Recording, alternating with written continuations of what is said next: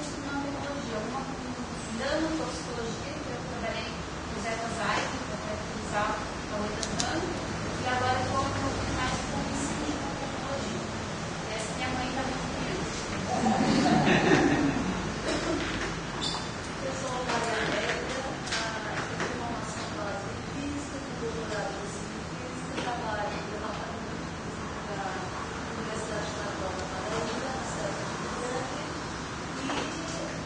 E o foco do meu trabalho é educação científica e tecnológica e teve como ênfase a...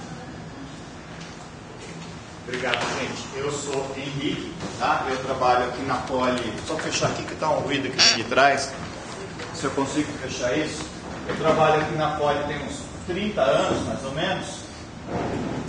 Eu não sou politécnico de formação, eu sou geólogo e trabalho na linha de técnicas de caracterização. Feijão com arroz nosso não é propriamente a parte de nanotecnologia, tá? Mas a gente lida com esse limite, né? Do que é nano e do que não é nano e como é que as coisas funcionam em nano. Então, para começar a esquentar um pouco, tá? Aqui a gente pode ver alguma coisa.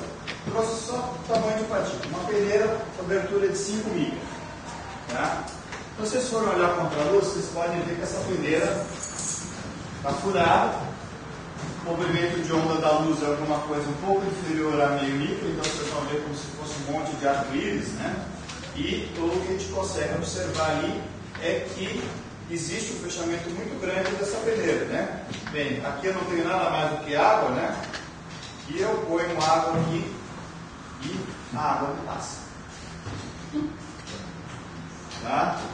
Então, na hora que a gente está lidando com materiais de granulação extremamente fina, muitas daquelas coisas que tem dentro da nossa percepção mudam drasticamente. Tá? Ali nós temos uma coisa que chama-se tensão superficial. Então, a água ela tem uma certa polaridade e na hora que vocês pegarem uma peneira como essa, que deveria estar passando alguma coisa, não passa absolutamente nada. A única forma que a gente teria de conseguir fazer com que essa água passasse por aí é diminuir a tensão superficial que tem entre ela e o metal que está ali. Essencialmente colocando algum surfactante, alguma coisa que aumentasse a condição de vulnerabilidade e essa água pudesse passar por essa peneira. Então, na hora que a gente está falando de nanomateriais, muda muita coisa daquilo que a gente tem no dia a dia. Então, a gente pode estar falando de nanomateriais em duas situações diferentes. Pelo que eu percebi aqui, a grande preocupação da grande maioria que está aqui é nanomateriais particulados, e não propriamente nanomateriais que estão dentro do estado sólido, com partículas muito pequenas que estão sintetizadas em cristais de pequenas dimensões. Né? Então, a gente tem a condição de trabalhar com material particular ou com materiais sólidos constituídos por nanopartículas, que não vão ter problemas maiores em termos de dispersão. Se a gente for pensar em termos de caracterizar esse material, a gente pode pensar em propriedade Boole. O que é um nanomaterial? Se a gente for pensar, a grande maioria deles não são produtos que a gente vai encontrar na natureza, são produtos que estão sendo manufaturados pelo homem. Tá? De uma certa forma, a gente conhece uma série dessas propriedades.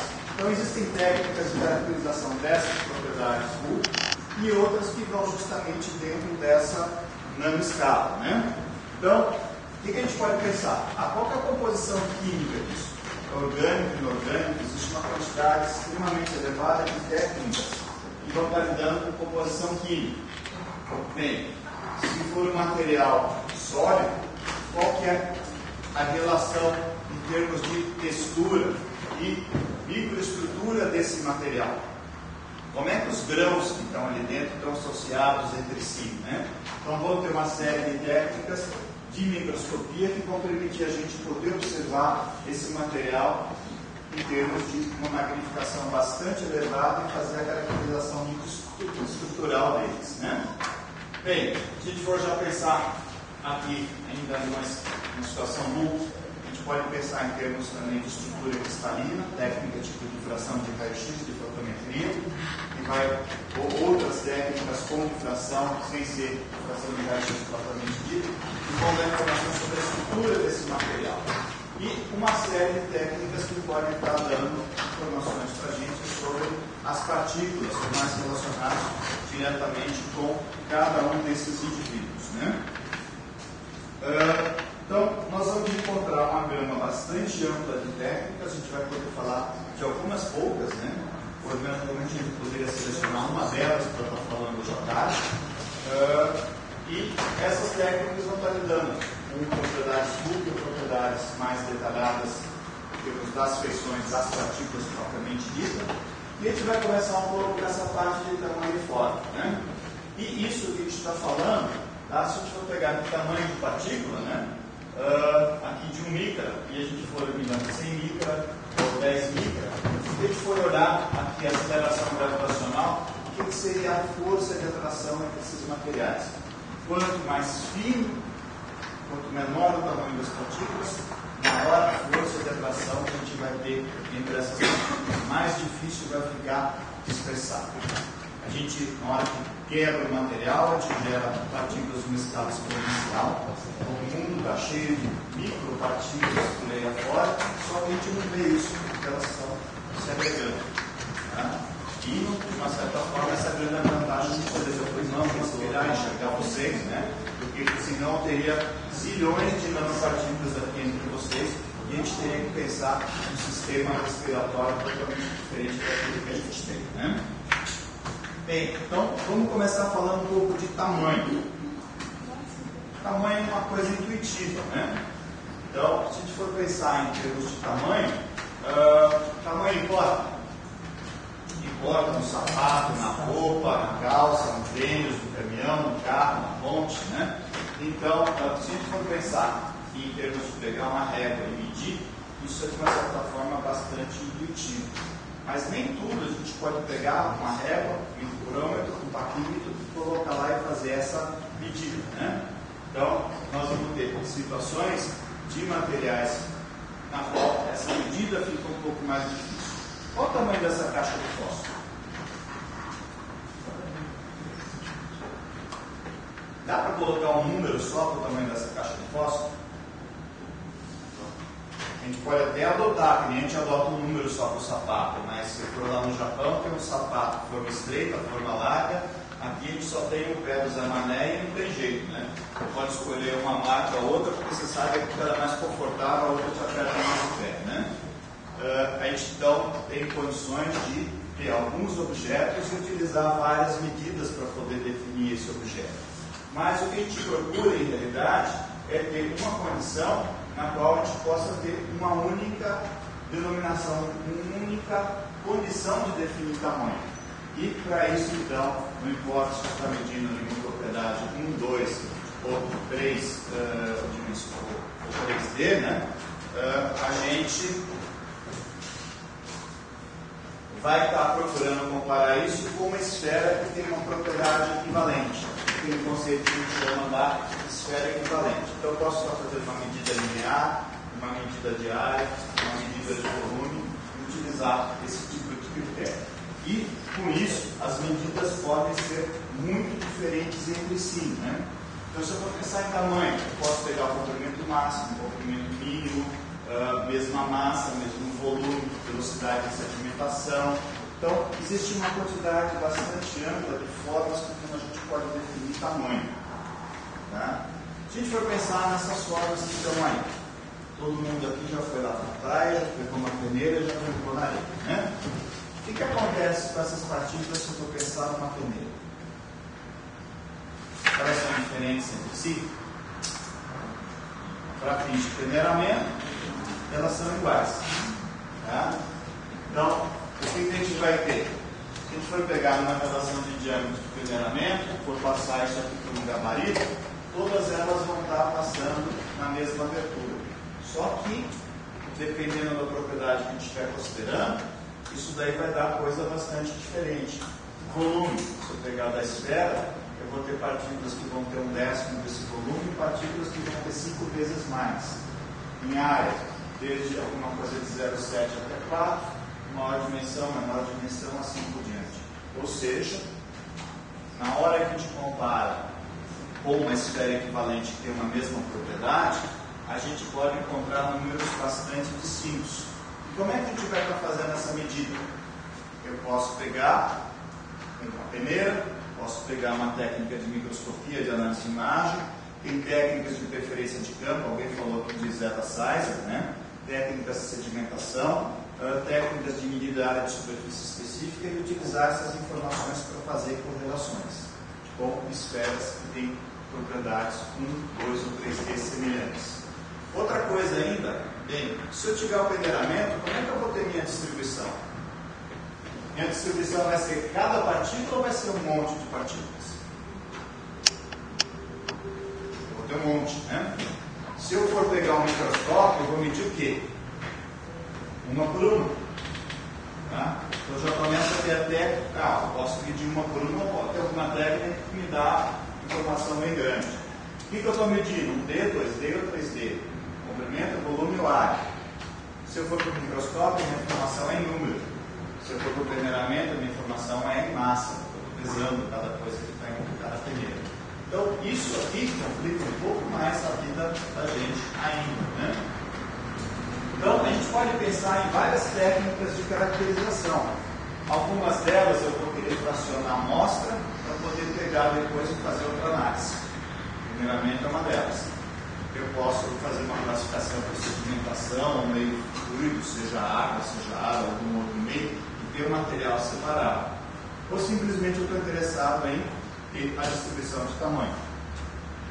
Para ter a distribuição de tamanho, você pode utilizar essas técnicas tipo análise de imagem, que seria, por exemplo, pegar até uma própria paquímetro, tem técnicas de sedimentação e técnicas de interferência de campo, que são as mais usuais, principalmente dentro da área de nanopartículas. Tá? E dessas áreas, dentro desse conjunto de técnicas de interferência de campo, a gente vai ter aquela mesma situação. Eu posso determinar as partículas uma a uma, ou posso ter uma técnica que vai determinar um conjunto de partículas. Né? Bem, o que está certo? O que está correto? Está correto vocês irem daqui para casa a pé? Está correto vocês irem daqui para casa de bicicleta, de ônibus, de carro, de táxi? Está correto. Só que são coisas diferentes. Então, a mesma coisa se a gente for pensar em termos de tamanho de partícula. Vão existir vários procedimentos, todos eles estão devidamente corretos, se a gente tomar os cuidados de boas práticas de laboratório, só que os resultados vão ser muito diferentes. A gente já acabou de dar uma olhada nisso, né? Então, uma das coisas extremamente importantes na hora que a gente fala tamanho é como é que eu estou medindo isso. Que tipo de diâmetro eu tenho? Que tipo de distribuição a gente está obtendo, né? E o que é melhor? Eu vou usar A, B ou C. Que técnica eu vou utilizar? Primeiro eu tenho que utilizar uma técnica que seja apropriada para aquele tamanho, né? Minha amostra está seca, a amostra está em suspensão, aerossol, é solúvel, qual o tamanho desse material? Isso daí está relacionado com algum processo? Que tipo de processo é esse? Como é que é normalmente feito esse tipo de análise, né? E, além disso, uma coisa muito importante, a tradição. Como é que o pessoal costuma fazer? O pessoal costuma fazer do jeito, você vai querer fazer diferente? Tá? Você pode fazer diferente, você vai ter um número diferente, fica difícil falar a mesma língua depois. Tá? Com isso, nós vamos ter, para cada técnica, uma condição distinta em termos de diâmetro médio. Microscopia, sempre a gente está observando o número, né? Análise de imagem, que está também relacionada à microscopia, a gente está também trabalhando com número. Tem técnicas como o Coulter, que vai dar número de partículas com informação de volume. Uma muito comum, que é a parte de volume, trabalhando com laser, que é uma das técnicas mais empregadas hoje em termos de caracterização do tamanho de partícula dentro dessa faixa a partir de 10 nanômetros, indo até questão de alguns poucos milímetros. Esses resultados são representados de formas das mais distintas, tabela, histograma, curva de frequência, curva de distribuição. boa parte do pessoal ali que tem uma certa familiaridade com probabilidade, estatística, representação de resultados, né? Então, essas mesmas condições que a gente tem aqui de representação de resultados de diferentes populações, a gente vai estar utilizando para representar uma população de partículas. Por exemplo, pode ser classe de tamanho, menos e mais, tamanho médio, quanto você tem naquele intervalo, quanto a gente tem acima e quanto tem abaixo. Com isso, aquilo que está retido em cada classe, eu posso pegar e montar o histograma. O que está acumulado, eu posso fazer uma curva de frequência acumulada acima ou abaixo, né? E a gente tem, então, as várias formas de distribuição, inclusive as curvas de frequência. Tendo aqui o tamanho, a gente pode ter informações sobre média, moda, mediana dessa distribuição. Não é tanto a situação usual de representar isso em termos de histograma. O tamanho de partículas pode ser representado, idealmente, numa escala linear ou numa escala log, só que, na hora que nós estamos fragmentando o material, a quantidade de partículas geradas corresponde a uma terceira potência. É uma situação exponencial, né? Se eu pegar um cubo com uma aresta B igual a 1, se eu pegar a aresta B sobre 2, de um cubo eu já tenho 8. Se eu pegar B sobre 4, a gente já tem 64 cubos. Então a quantidade de partículas que estão sendo geradas, ela está relacionada com a terceira potência. Então nada melhor para representar tamanho do que sempre utilizar uma escala log, né? Então, a gente pode pensar em coisas nessa linha, né? Eu vou utilizar número ou massa. Voltando para aquele slide, a gente consegue ter uma noção do que vai dar de diferença se eu fizer uma representação em número ou massa. Se eu fizer uma representação em número de partículas, eu tenho aqui 73 partículas. Essa aqui representa 1,73 avos. Se a gente for fazer uma representação em massa ou volume, isso aqui representa 1/3. Tá? Então, na hora que a gente está fazendo uma representação em número ou massa, a distribuição, seja no histograma, seja ela na forma de curva acumulativa, muda drasticamente, porque eu vou ter uma quantidade muito grande de partículas pequenas, mas que em termos de volume ou massa, elas praticamente nada representam, né? Uma partícula de maior dimensão pode deslocar isso drasticamente, toda a distribuição em termos de massa ou volume. Então vão ter várias técnicas.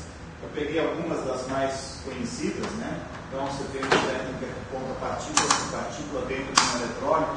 Então nada mais do que a gente tem aqui uma solução que tem uma certa condutibilidade, um único dispositivo aqui que tem um pequeno furo e 2 eletrodos, ou seja, existe uma corrente elétrica que passa entre esses 2 eletrodos por conta da condutibilidade desse meio.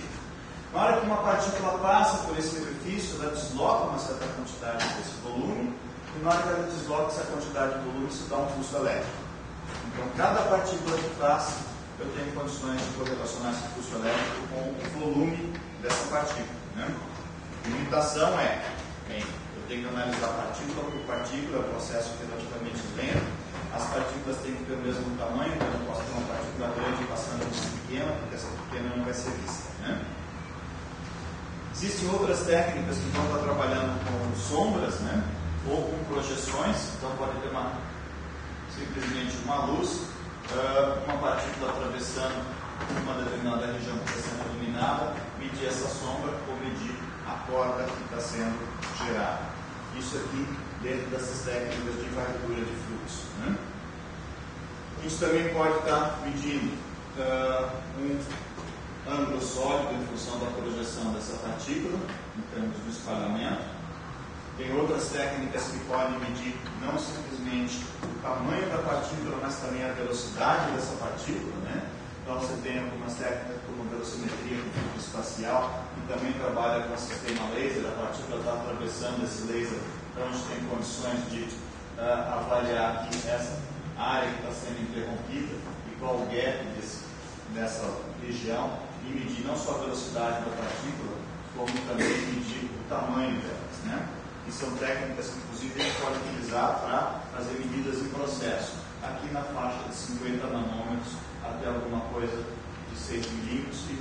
velocidade relativamente elevadas, de 50 metros por segundo. Então, isso aqui dá para acompanhar vários processos, tipo uma fábrica de cimento, ou fazer uma medida de bloco em algum lugar que esteja gerando uma certa quantidade de material particulado de granulação fina, né? Essas técnicas de varredura de campo, a gente também pode pensar em medidas que sejam de valor único ou valor que vão dar uma distribuição de partícula, não mais partícula por partícula, e dentro dessas, a técnica de espalhamento por luz laser ou difração laser é hoje uma das mais empregadas, né? Tem tantos sistemas de laboratório offline, boa parte das empresas, provavelmente a Fundação deve ter alguns equipamentos desses, várias universidades dispõem desse tipo de equipamento, e também tem sistemas que podem ser utilizados para fins de controle de processo, né? Então você tem emprego de laser, né? Basicamente laser vermelho e laser azul.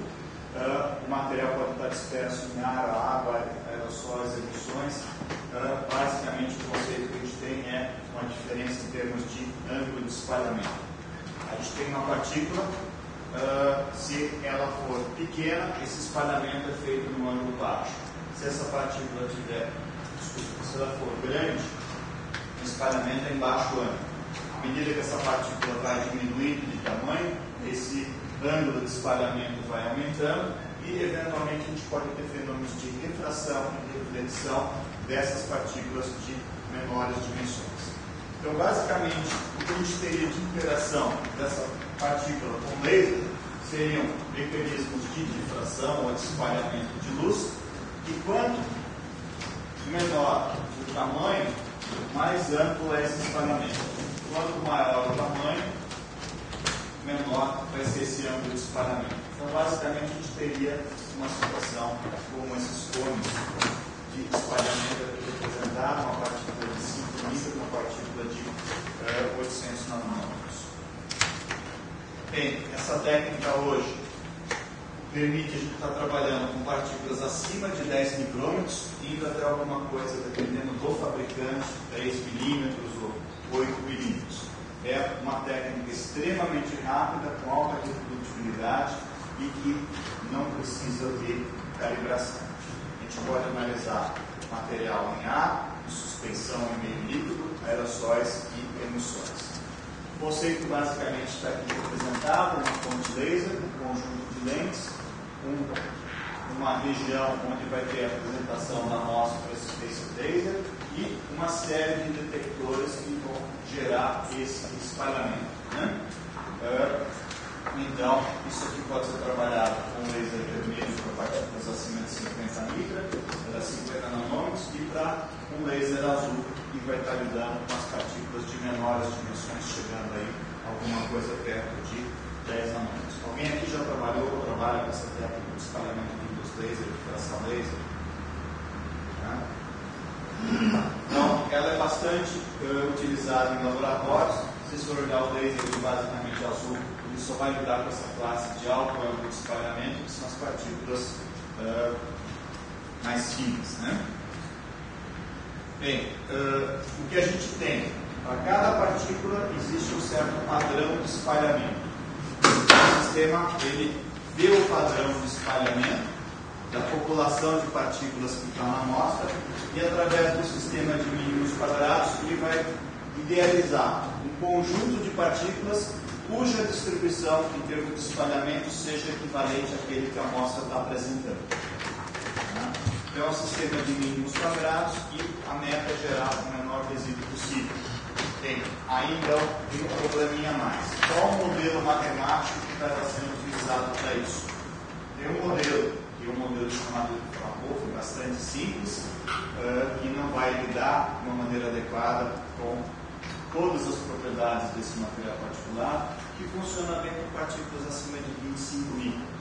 E um outro modelo que vai ter uma condição muito melhor em termos de aproximação e considera efetivamente todas as interações da luz com essas partículas, né? Então, Fraunhofer essencialmente é uma difração clássica para projetos que são discos, né? Vai funcionar para partículas acima de 25 micras e somente com ângulo sólido muito baixo. e ele também não considera o espalhamento adequado das partículas. Você tem um outro que seria a teoria de Mie, que vai relacionar adequadamente todas as interações de um material sólido com a luz, e vai ser válida para toda a classe de tamanho de partículas. Então eu posso estar lidando desde materiais nanométricos até milimétricos. Sendo que acima de 10, 20, 30 micra, os resultados de Mie para Fraunhofer são praticamente os mesmos. Mas abaixo disso, a diferença é bastante grande. Bem, tem um probleminha só na hora que a gente vai estar falando de Mie, né? A gente tem o índice de refração do material que vai estar interferindo na refração desse raio aqui dentro. Então, se eu vou pensar, eu tenho um laser, uma parcela desse material. Esse material tem uma certa transparência laser, então ele vai sofrer uma refração. Então a gente tem que ter o índice de refração para poder saber o que está acontecendo na hora que esse peixe chega nessa partícula. Outra coisa que também tem, eu tenho uma parcela disso que é refletida. Se o material é mais transparente, o que acontece? A maior parcela, ou uma parcela maior de material sendo refratado aqui dentro. Se esse material ele não tem uma transparência muito grande, ele pode ter alguma coisa que vai ser refletida. Então, aparece para nós um outro parâmetro que a gente não acha no livro, que a gente chama índice de refração imaginário. Tem um valor que é o valor real, e uma outra parcela era a transparência para o laser, os números de uma maneira apropriada. Por exemplo, se eu tenho carbonato de cálcio micronizado, uma gramação extremamente fina, dependendo da natureza desse carbonato de cálcio, esse valor pode ser um pouco maior ou um pouco menor no que se refere a essa parte imaginária, né? E esse valor ele é muito importante para a gente poder ter uma resposta mais adequada em termos de distribuição de tamanho de partículas. Só para mostrar um exemplo para vocês, material nanométrico, aqui 1 micrômetro, 100 nanômetros. Se eu for utilizar uma distribuição de Fraunhofer, eu tenho essa curva aqui representada em azul, e vai dar um diâmetro médio de alguma coisa perto de 0,3 micrômetros. Se eu pegar uma distribuição, desculpa, o Fraunhofer está 0,65, essa aqui em vermelho. Se a gente pegar a distribuição de Mie, a gente vai ter essa distribuição aqui, que é a mais adequada para esse material, como uma coisa de 0,37. Então, se o material tem 0,37 ou 0,65 micrômetros, existe uma diferença muito grande entre essas duas formas de medir, né? Da mesma forma, na hora que a gente utiliza diferentes índices de refração, o formato da curva, e da mesma forma o valor do resíduo, muda drasticamente. Então, essas informações do índice de refração real, a gente consegue facilmente. Índice de refração imaginário, a gente vai conseguir avaliar isso principalmente através do resíduo entre a distribuição de espalhamento real e aquela distribuição de espalhamento calculada para aquela população de partículas. Então, a gente vai utilizar tabelas, microscopia.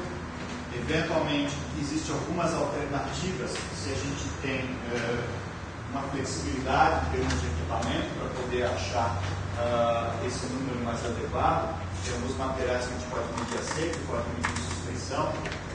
Outra coisa, bem, se a gente for voltar para aquele slide anterior, será que isso aqui é uma situação usual esperada para uma distribuição de partícula dessa verde?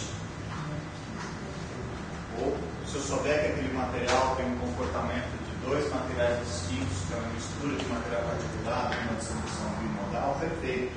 Mas se não, eu vou pensar nessa distribuição azul, nessa distribuição vermelha, né? Então, esse formato dessa distribuição auxilia bastante a gente em termos da avaliação e, particularmente, conseguir um menor valor de resíduo entre essas duas curvas. Aqui o exemplo de um desses equipamentos, trabalhando com laser vermelho e laser azul. Se eu pegar aqui a situação do laser vermelho, eu tenho alguns sistemas de espalhamento. Eu vou ver que eu tenho um detetor detetores de tipo secundários e um detetor frontal que vai ser para as partículas mais grossas. Se eu quiser também analisar um material de granulação mais fino, a gente tem uma outra fonte de laser azul e aqui um conjunto de detetores que vai estar simplesmente verificando aqueles valores mais elevados pelo espalhamento. Então, material com granulação mais fina, eu preciso trabalhar com laser azul e laser vermelho se a gente quiser ir até alguma coisa próximo de 10 nanômetros. Se eu não estou interessado em material tão fino, eu posso trabalhar somente com laser vermelho e a análise é um pouco mais rápida. Aqui, comparação de alguns tipos de equipamento. Isso aqui é alguma coisa que a gente tinha até alguns anos atrás e, como tudo hoje, está começando a encolher, né? Não que o equipamento está perdendo seu potencial, o potencial dele é maior, mas as coisas em termos de laboratório hoje são muito mais compactas do que no passado. E aqui um arranjo de alguns equipamentos que a gente dispõe aqui, atravessando a rua do outro lado, um sistema que vai fazer análise de material até 3 milímetros, partindo de 50 nanômetros, um sistema mais novo, já mais compacto, analisando material na faixa de 20 até 20 nanômetros até 2 milímetros, e aqui alguns dos acessórios que a gente utiliza para análise de ar, amostras de pequeno volume, amostras de dispersão em água e assim por diante. Então você tem configurações para ter uma flexibilidade bastante expressiva em termos desses equipamentos. Alguém aqui, e boa parte de vocês, ligam na fundação. Como é que vocês fazem análise de aerossóis? Todo mundo aqui já usou um inseticida em casa para matar longo, barata, coisa que vai. O que acontece se esse tamanho da gota for muito pequeno? Ele vai poder ser absorvido por vocês. E se essa gota for muito grande? Direto para o chão, né? Então, existe uma faixa de tamanho, vocês podem pegar, como é que o pessoal até caracteriza isso, coloca lá um monte de moscas e simplesmente coloca esse spray e vê quanto tempo ele consegue matar aquelas moscas em função do tamanho de gota. Além do que, existem normas que abaixam um determinado tamanho de partícula, né? Tamanho de gota, isso não pode existir porque isso pode afetar o ser humano.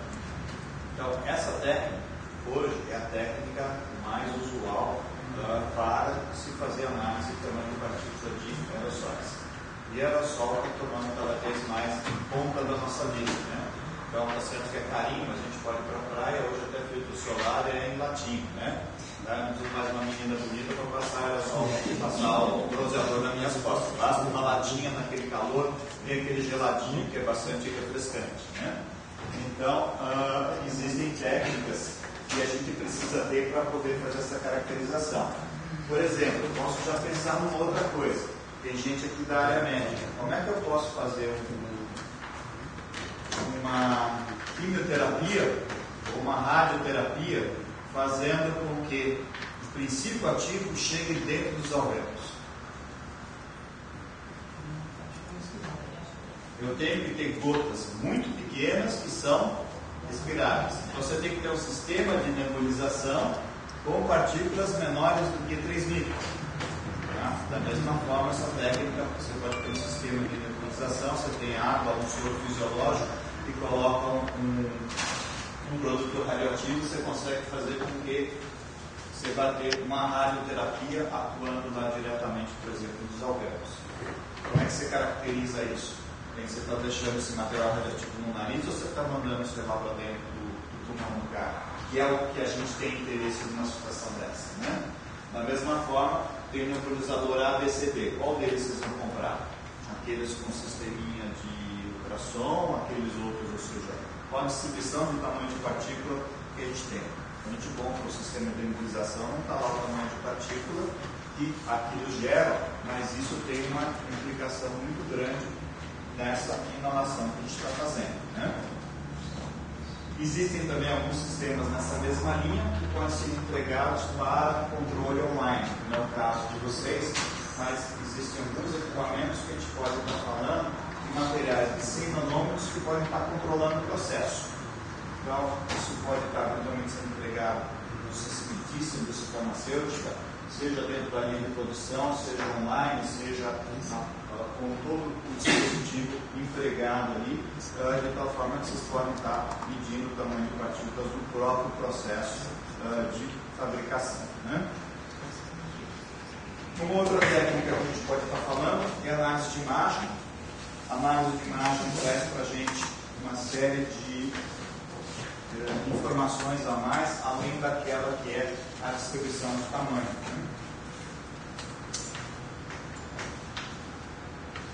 Então, a primeira coisa que a gente vai ter em termos de análise de imagem significa que alguém foi lá, fotografou alguma coisa e, além do tamanho, eu também posso pensar em diferença de forma.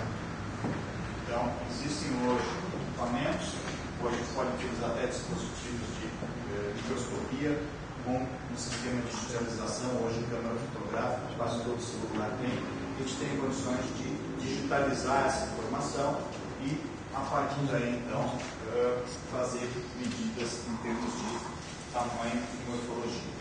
Então, isso pode ter sistemas desde uma escala macroscópica de materiais centimétricos a decimétricos, pode estar acoplado ao microscópio óptico, alguns desses sistemas de microscopia óptica vão estar lidando com partículas submicrométricas, pode estar trabalhando com microscopia de feixe de elétron, ou seja, microscópio eletrônico de varredura, microscópio eletrônico de transmissão, além de alguns sistemas que a gente chama de análise de imagem dinâmica.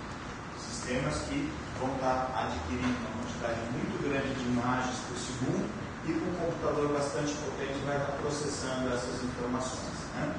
Então, tem alguns dispositivos estáticos, na qual tem o suporte de amostra e um tipo de microscópio para poder fazer essa avaliação, e outros sistemas onde a gente tem um sistema de câmera de iluminação do material, esse material simplesmente passa na frente.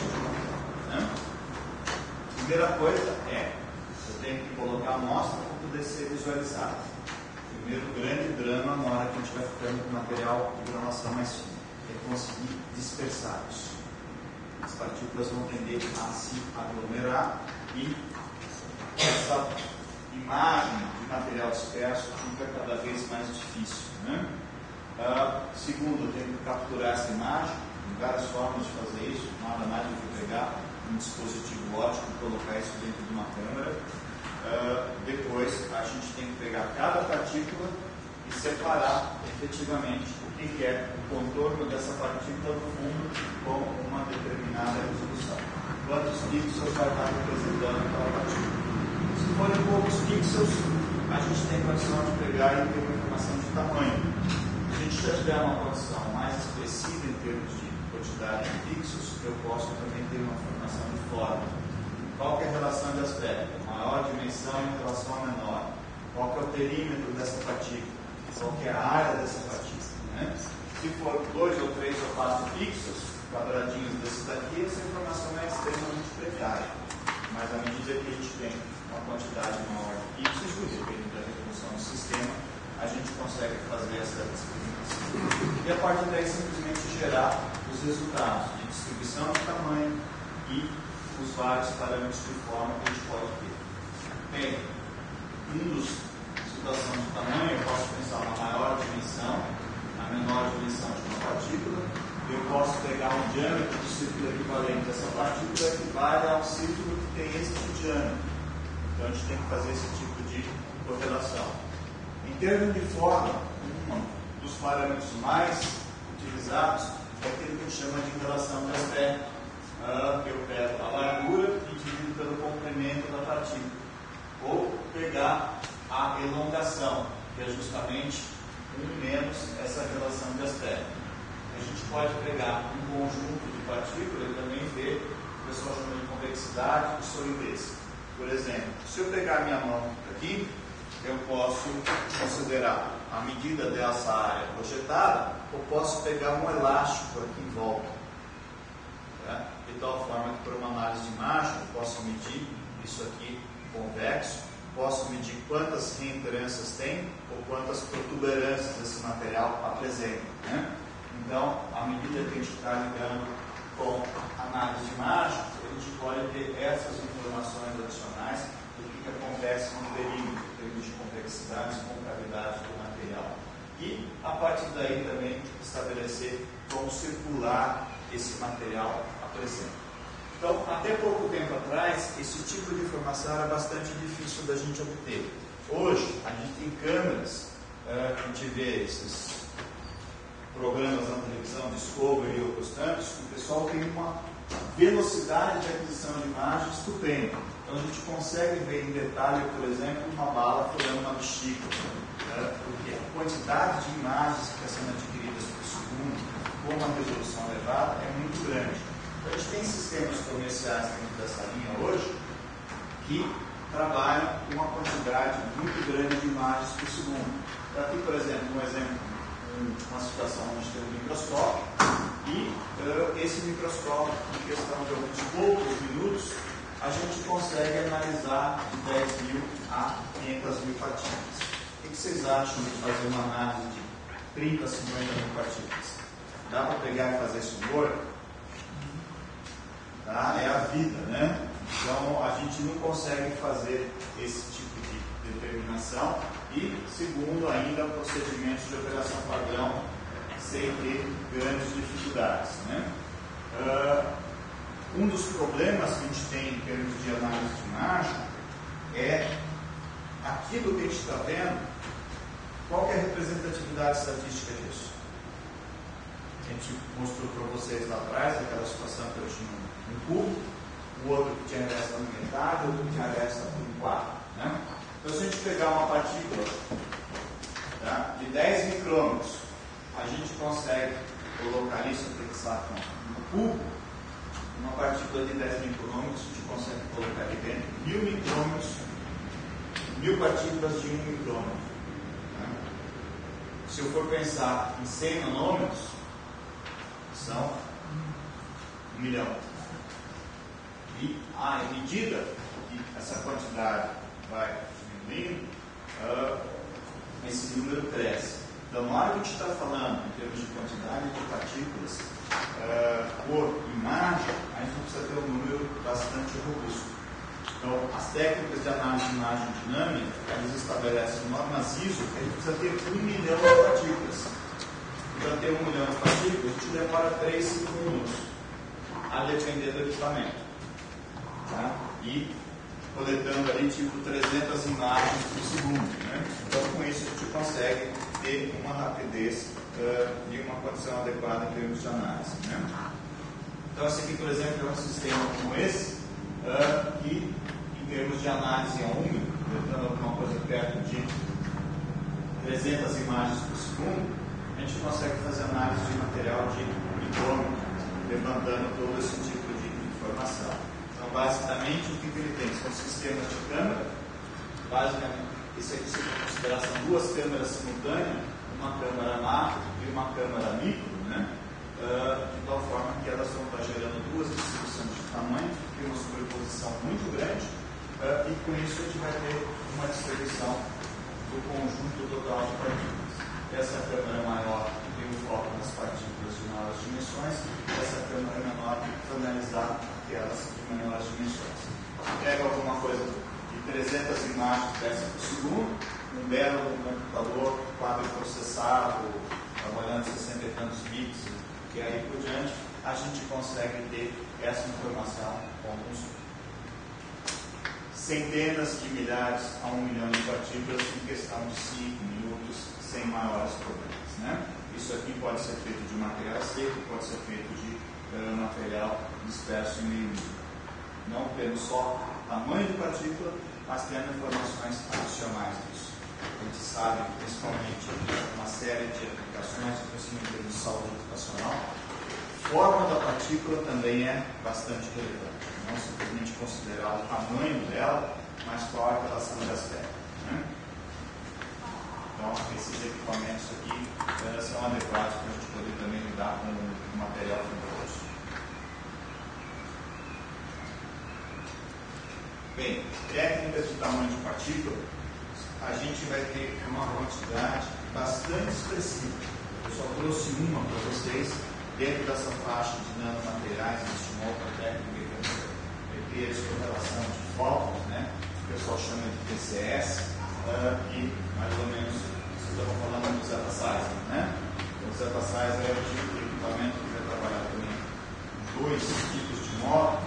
ver que eu posso ter informação sobre o potencial zero, qual a carga que a gente tem na superfície do material, como a gente também pode estar lidando com a distribuição de tamanho de partícula, aí já numa faixa de 1 nanômetro até curva baixa. Bem, o que a gente pode dizer então dessas inúmeras técnicas?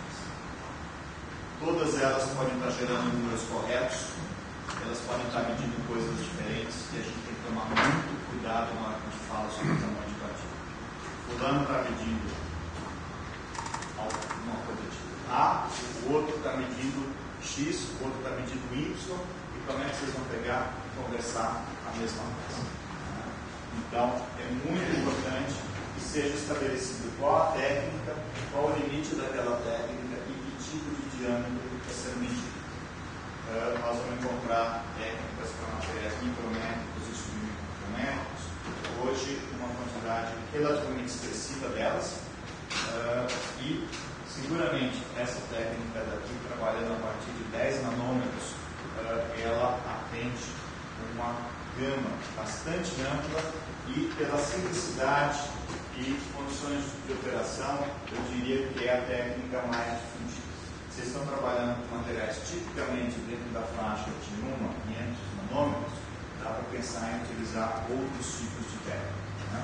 Então, a gente selecionou uma delas, que é aquelas do espectro mais amplo. Nós estamos falando de 10 nanômetros, de alguma coisa de milímetros, que é uma faixa extremamente. Né?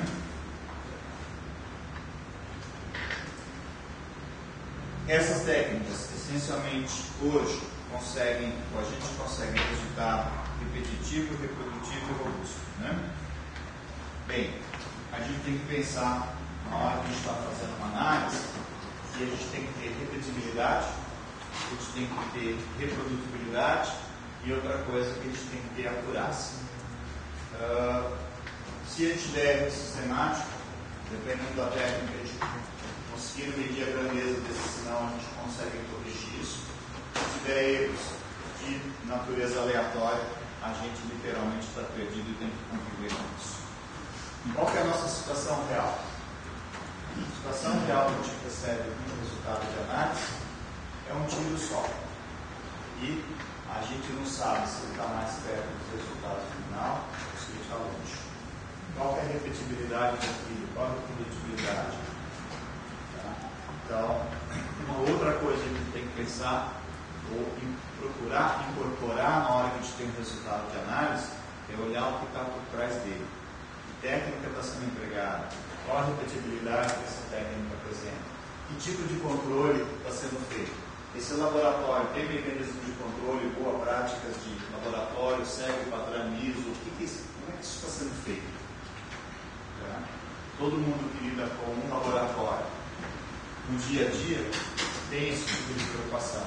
Na hora que a gente recebe um resultado, esse resultado sem ser o que está ali por trás daquilo, você falar, eu confio nele porque eu sei que ele é meu amigo.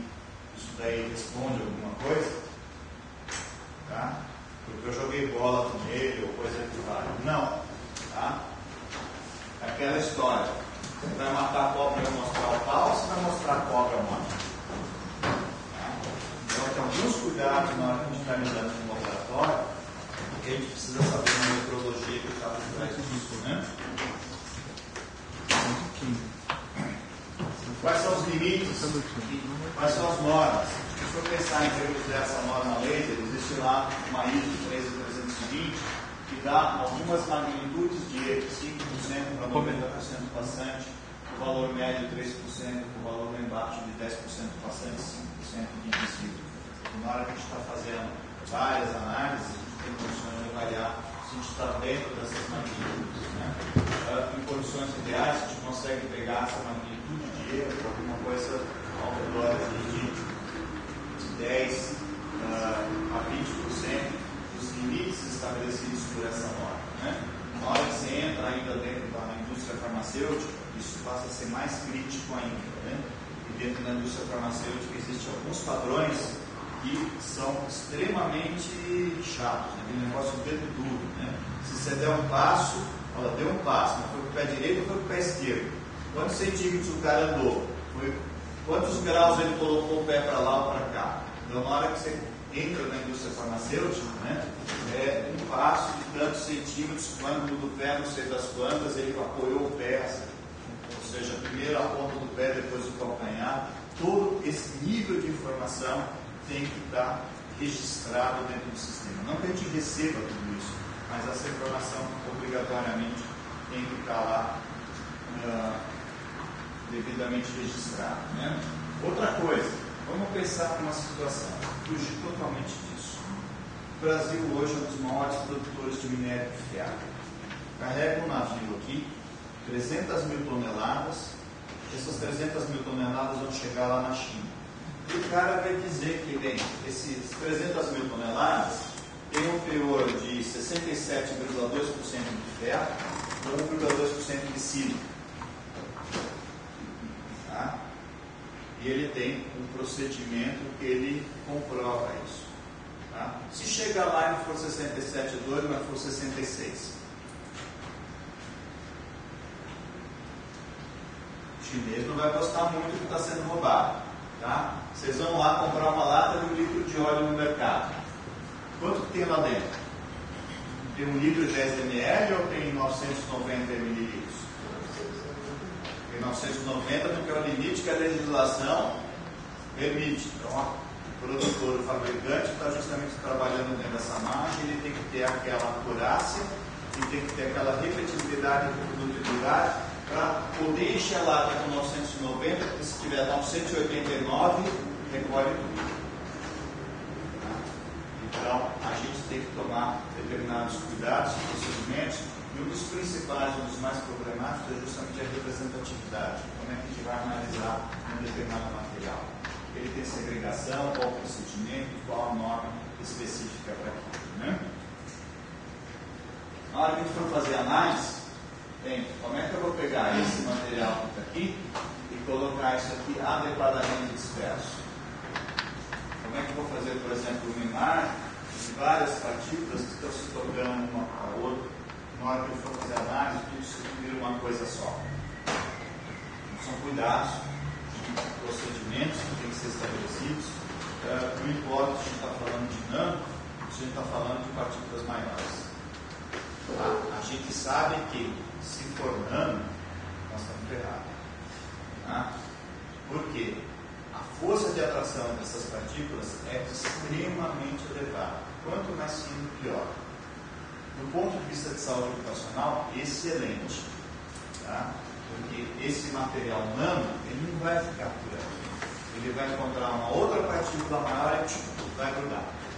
Tá? Vai grudar com uma força extremamente elevada.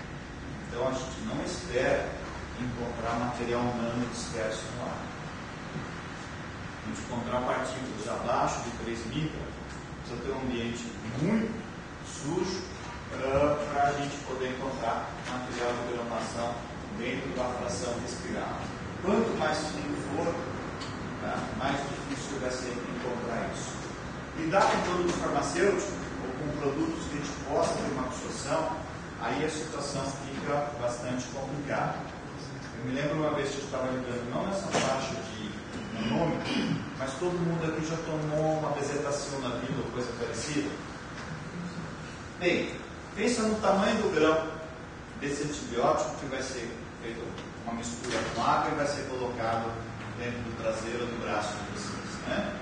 Se esse grão estiver grosso, o que acontece?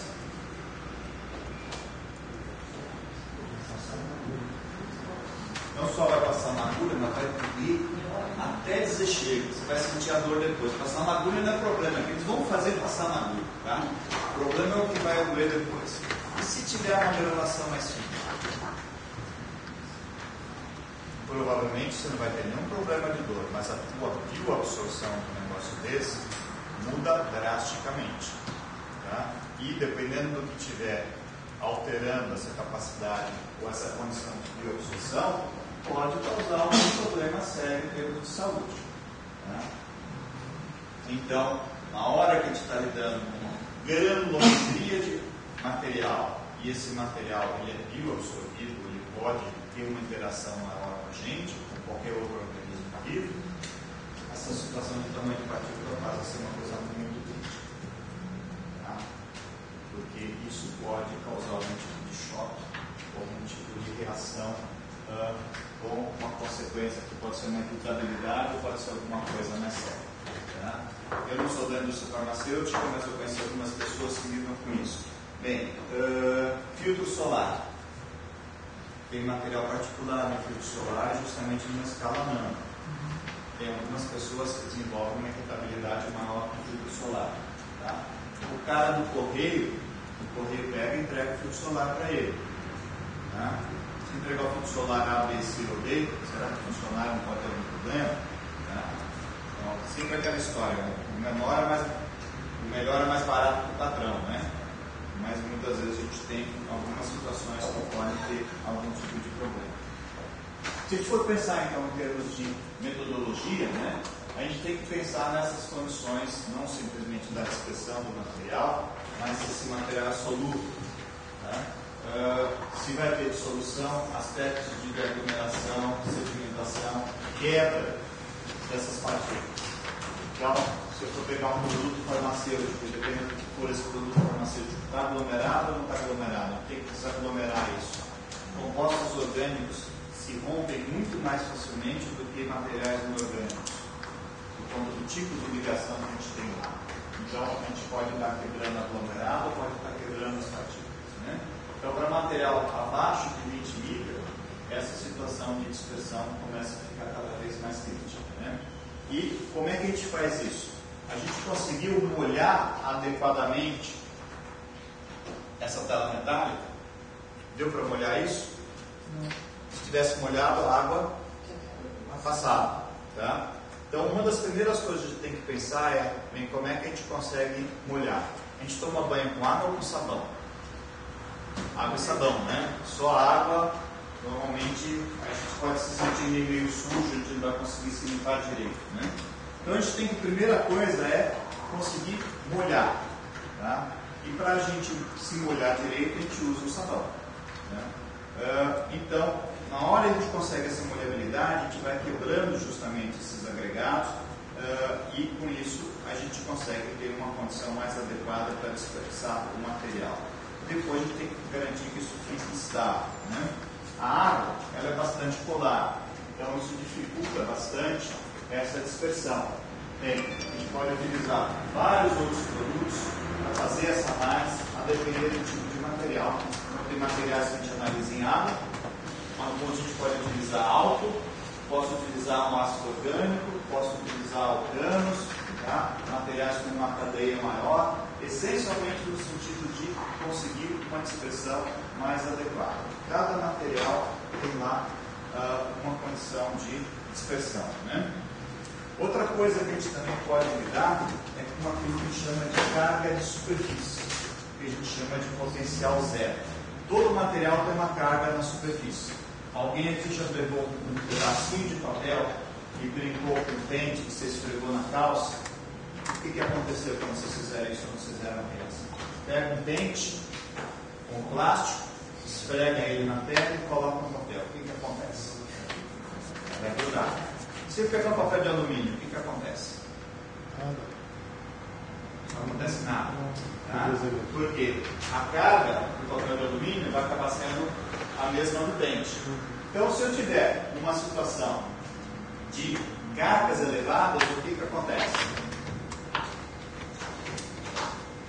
Vai se repelir. Se eu não tiver carga nenhuma, as forças de atração entre as partículas podem se aumentar. Então, basicamente, o que a gente tem, que a gente chama de potencial zero, né, seria o potencial que tem na superfície do material. Isso regula a condição de dispersar ou de agregar esse material. Vocês estão lidando com um processo produtivo numa fábrica, a gente quer essencialmente dispersar esse material. A gente quer minimizar a quantidade de material particulado, a gente pode estar querendo então deixar esse material fazendo filtragem, seja lá o que for, eu vou aglomerar essas partículas se eu estiver dentro do meio. Isso é função de pH e é função também de outros agentes químicos que possam determinados elementos químicos, íons, podem alterar drasticamente essa condição de potencial zero. Né? Todo mundo toma banho aqui em São Paulo. Vocês tomaram banho aqui em São Paulo? Os que são de fora? Sim. Alguém aqui mora num lugar que tem água mais dura?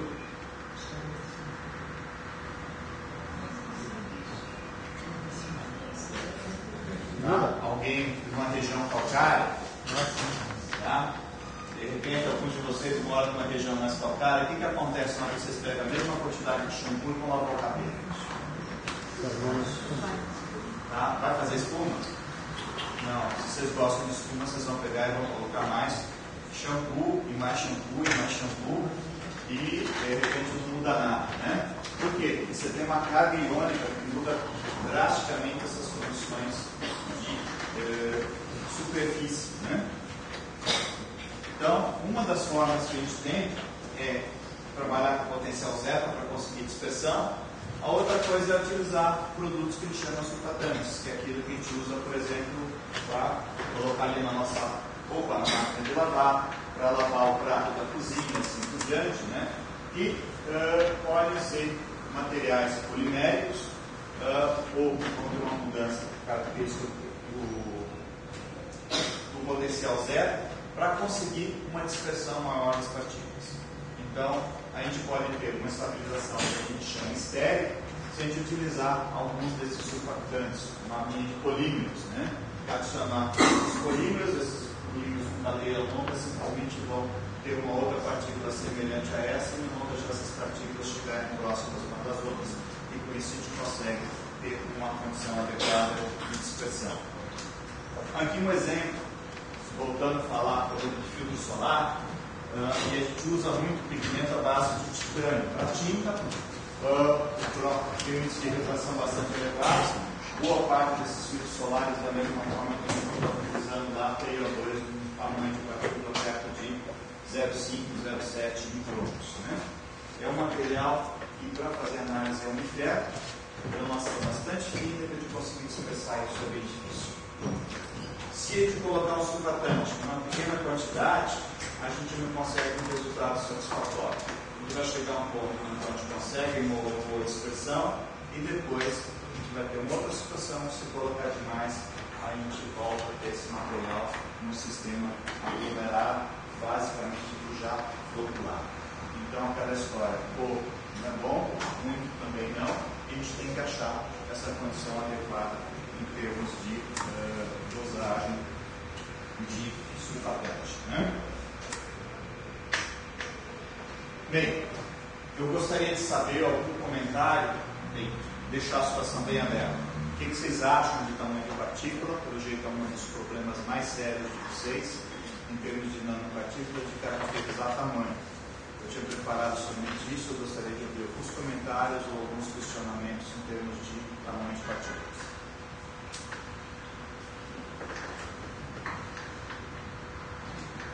Uma dúvida que a gente sempre fica quando vai fazer a avaliação das partículas de espécie no ambiente escolar, no Fernando, é justamente esse tempo de depuração, porque elas são muito variáveis.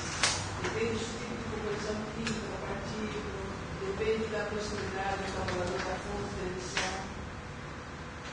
Então, essa aglomeração, ela é rápida, tá? Tão mais rápida quanto menor for o tamanho da partícula. mas, por exemplo, se as partículas estão, se a concentração dele é baixa, eu vi uma relação, um estudo falando que toda a concentração ambiental das partículas é alta, para milissegundos. Sim, porque uma está em contato com a outra, ou seja, a questão de contato. Quanto maior a quantidade de partícula, mais chance ela tem de encontrar outra, e com isso cresce o agregado e ela colapsa. Mas se a concentração é baixa, ela pode chegar a minutos. Ótimo. Né? Então, essa é uma grande dificuldade que a gente tem de avaliação de risco. Mas o que acontece? Quando essa concentração é baixa, provavelmente ela já está no nível e, em termos de risco, é extremamente baixo. O problema depende do da natureza dela. 8 horas por dia, 5 dias por semana, começo a fonte, ele pode ser baixo se você for medir daqui a 1 minuto. Sim. Mas ele vai trabalhar a vida inteira naquela situação. E a gente tem um outro Ele problema. vai respirando para todo o organismo. Aí você precisa ter um sistema de medida de partículas, não só medida, mas contagem de partículas em bloco, que a grande maioria das instituições não tem, e eu não sei nem se a legislação hoje tem um tipo de dispositivo para medir isso. Porque aquilo que se utiliza de controle individual, ela vai medir a quantidade total de fração respirável, né? E essa fração respirável dele, que é como tá, é sílica na forma quartzo, credimida, cristobalita, ou vai ser totalmente diferente. Tá? Você tem material carbonoso lá dentro, ou seja, a característica, a composição desse material e a distribuição do método tem uma implicação extremamente elevada na capacidade de absorção e comprometimento do sistema pulmonar desse indivíduo e no risco de se causar uma doença. E eu, particularmente, lido mais ou menos nessa nuvem próxima a isso, a gente não vê muitos trabalhos dentro dessa linha.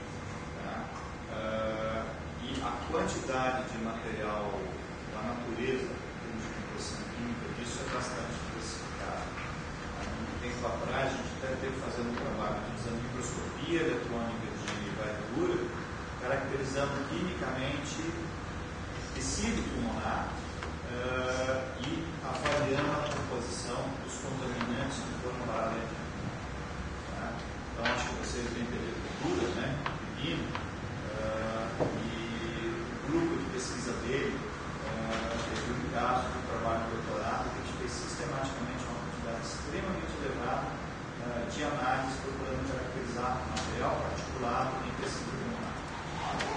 E a composição essencialmente é da base de sílica, mas com variações bastante elevadas, e depende daí de onde o indivíduo está bem morado, né? E o nível, o tamanho de comprometimento disso, a gente vê trabalhos mais sérios ou detalhados dessa relação causa e efeito, até que ponto você vai. Pega um doente ou uma pessoa incapacitada, ela vai te autorizar a tirar um pedacinho do pulmão dela para fazer o estudo. É muito difícil. Então, muita gente trabalha com pessoas que tiveram necessidade de uma óbito ou qualquer outra situação dessa para utilizar esse material para estudo. Então, você sabe que aquilo causa um efeito, estatisticamente você tem um comprometimento respiratório, mas até que ponto você tem um limite ou não, você coloca uma margem de segurança, que é o que a legislação procura fazer. Como mais ou menos partícula, que tipo de dano vai causar. Muita gente está exposto na própria cidade a essa mesma condição que o indivíduo trabalhador está durante aquelas 8 horas do dia durante a semana. Então, se for olhar uma situação, vamos pegar uma situação de mineração, por exemplo. Ele gasta então 1 ou 2 horas de estrada de terra por dia, e de repente está comendo mais pó na estrada do que dentro do trabalho. Ele está mais responsivo, não partícula, ele sabe não necessariamente. Não é uma coisa muito clara em termos de o que a gente tem na hora que você fragmenta o material, você gera uma quantidade muito grande de partículas, mas a aglomeração delas é bastante rápida. Quando você tem muito pouco, você tem uma condição de dispersão maior. Então depende da natureza desse material e da condição ambiental, que é bastante complicado. E depende também da desaglomeração dos líquidos do corpo. Sim. Pode ser respirar aglomerado e desaglomerar com o líquido do pulmão, sangue. Não é só porque ela está respirando aglomerada que vai fazer mal. Ela pode desaglomerar do organismo e facilmente vai. Bem, as vias respiratórias elas vão segurar boa parcela desse material aglomerado. Tá? Então, em realidade, nós temos muito material aglomerado, mas boa parte desse material, acima de 3 micras, isso tudo acaba ficando preso dentro das vias respiratórias.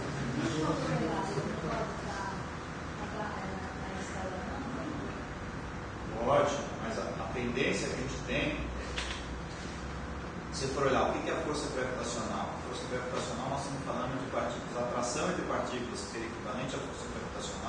está alguma coisa ali perto do modelo de ventilador, que é um slide desse. À medida que isso vai diminuindo, isso vai pegar partículas de um micrômetro, a força que você tem de atração dessas partículas é muito maior do que já a força gravitacional. E quanto menor, maior vai ser a força de atração direta.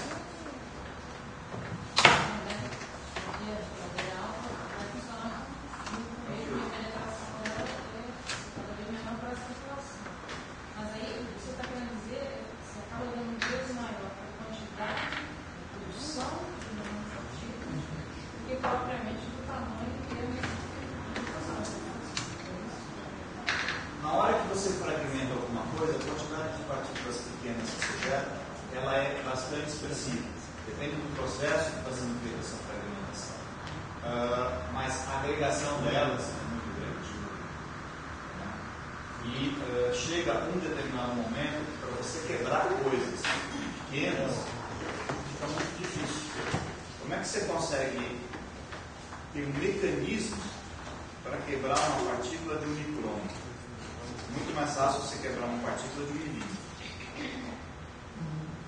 Os processos de comunicação que a gente tem chega a um determinado ponto que você, ao invés de continuar com o milímetro, você começa a ter aglomeração e eventualmente até sinterização. Se a gente pegar, por exemplo, o carbonato, a gente começa a moer carbonato, a gente vai diminuindo o tamanho de partícula. Você continua insistindo nessa moagem, chega uma hora que o negócio começa a aumentar o tamanho. A gente está começando a promover a energia que a gente coloca, começa a juntar essas partículas. E aí não é um processo simplesmente de aglomeração, já é sinterização. Isso daí começa a formar novas partículas e a partícula começa a crescer. Então, se a gente for olhar, dificilmente a gente consegue ter partículas geradas em processos industriais numa granulação muito fina. Você tem que ter sistemas de microorganização que consomem uma energia absurda, e a quantidade de energia do processo de emissão para gerar partículas de 1, 2, 3 micras é muito grande.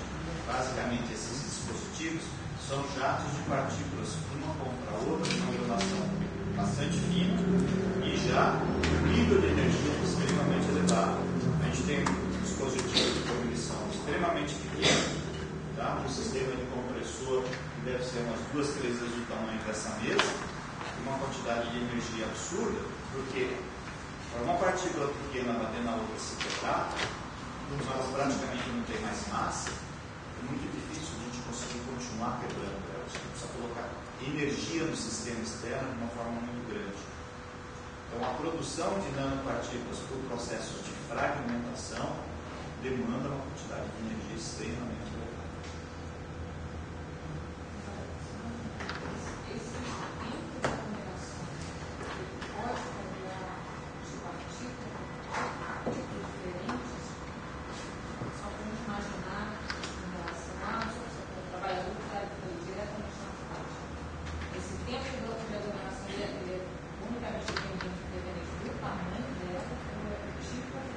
Ele depende do tamanho, mas também depende da carga da superfície.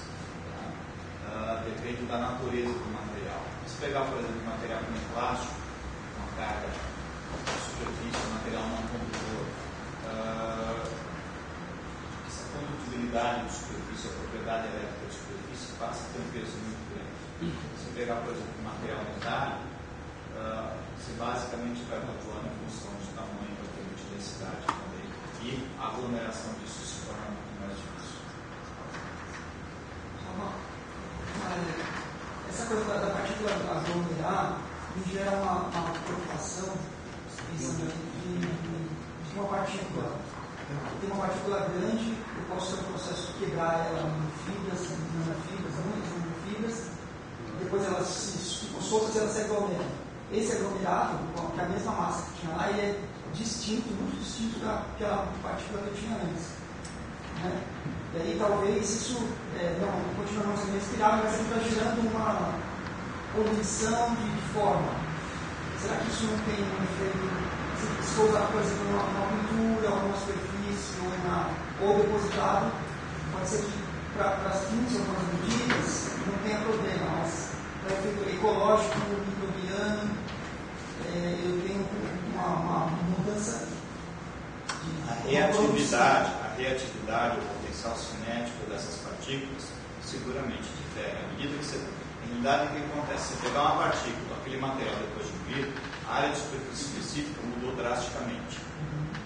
Na hora que a área de superfície específica muda, a tua reatividade também muda na mesma forma que essa área de superfície específica vai crescer. Então, o fato de ele estar aglomerado não iguala a uma partícula que não passou por um nanoprocessamento. Não diria nanoprocessamento, Ou mas na hora que você tem um processo de quebra de um material, o teu produto desse processo, tá, ele tem uma área de superfície específica maior, vai ter uma quantidade muito mais elevada em termos de partículas, e a reatividade potencial dele é mesmo aglomerado. Ela é drasticamente aumentada. Se pegar esse material e colocar dentro do máximo, tá, vamos supor, para dissolver, ele dissolve muito mais rapidamente do que se pegar aquela partícula antes dela ser fragmentada. Então não é só o tamanho final do corpo aglomerado, o processo que ele passou é relevante. A história do material é relevante. Em realidade, a área de superfície específica desse material, ela tem uma relação extremamente importante com a reatividade que esse material pode ter depois. Tá? Pode ser um produto farmacêutico, pode ser um produto inorgânico, seja lá o que for. E se isso tiver algum tipo de impacto, relevância ambiental ou biológico, tá? Quanto menor o tamanho, quanto maior for a área de superfície específica, mais provavelmente, maior a reatividade dela. Outra questão, nessas metodologias, você apresentou várias metodologias de medição, né, de caracterização. Como são atreladas a elas protocolos de segurança para os técnicos do laboratório?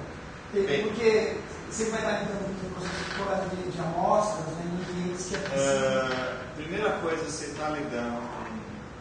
Quando o material é muito pequeno, granação muito fina, abaixo de 20 micra, você não vai estar com esse material disperso. Tá? Você simplesmente pega uma cuidado e faz análise disso. Alguém que já entrou dentro do laboratório químico, o cara está o dia inteiro com o saquinho na mão, enfia esse lápis e coloca no cadinho. Fica fazendo isso o dia todo e aquele ali não descreve. Porque a granulação daquilo é 50% menor do que 10 micra. A aglomeração daquele material é muito grande. Tá? E a gente não vê nenhuma queixa dentro do laboratório. O pessoal está pesando a amostra. E esse material particular está em uma quantidade muito grande e numa granulação extremamente fina que não vai. E você não pode ter circulação de ar exacerbada no lugar que você tem uma mesa de pesagem. Tá? No lugar que você tem um equipamento de laboratório, você vai pegar material fino para fazer uma análise do tamanho de partícula, você não vai ter esse tipo de problema. E a análise vai ser feita dentro de normalmente quando você tem material muito fino, você não faz isso em ar, você faz isso dentro de uma dispersão dentro do líquido. Água, acetona, xilol, de repente o xilol, o benzeno, o tolueno, tá? No meio da dispersão, dependendo do que você está fazendo análise, é complicado. Tá? Porque muitas vezes a gente lida com aromáticos, lida para fazer essa análise, dependendo do que for, você tem uma condição adequada de você ter um material que não reage com a amostra e ter uma condição mais adequada de dispersão. A água, muitas vezes, com a popularidade dela, não é o melhor meio para você fazer uma análise de tamanho.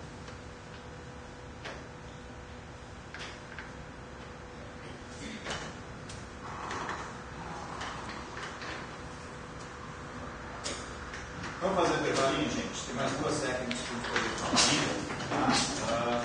Foge um pouco dessa situação de tamanho.